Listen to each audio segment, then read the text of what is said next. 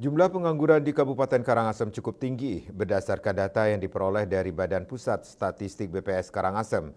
Tingkat pengangguran di Bumi Lahar mencapai 8.000 orang lebih.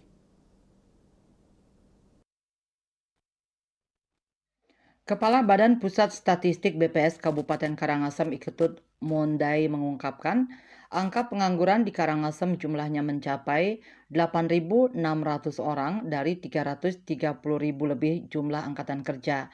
Dari jumlah itu sebanyak 2,87% pengangguran berpendidikan SMA dan sarjana, sedangkan pendidikan SMP ke bawah angka pengangguran 2,47%. Mondai mengatakan, dibandingkan tahun 2022, pengangguran tahun 2023 mengalami penurunan 0,48% jika mengacu pada persentase tingkat pengangguran terbuka. Sementara itu, angkatan kerja di Karangasem per Agustus 2023 mencapai 3.300.000 penduduk. Warga yang menganggur sebanyak 8.600 orang, sementara yang bekerja sebanyak 321,5 ribu lebih. Tingginya pengangguran tamatan SMA serta sarjana dipicu karena beberapa faktor, di antaranya lantaran pilih pekerjaan.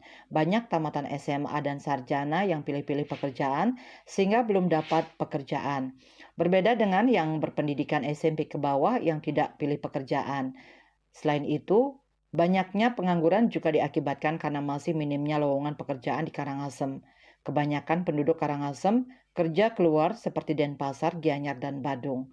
Ditambah lagi upah yang diterima masih di bawah UMK. Jadi penyebab masyarakat enggan bekerja sehingga pilih menganggur sementara daripada bekerja. Eka Parananda, Bali Pos melaporkan.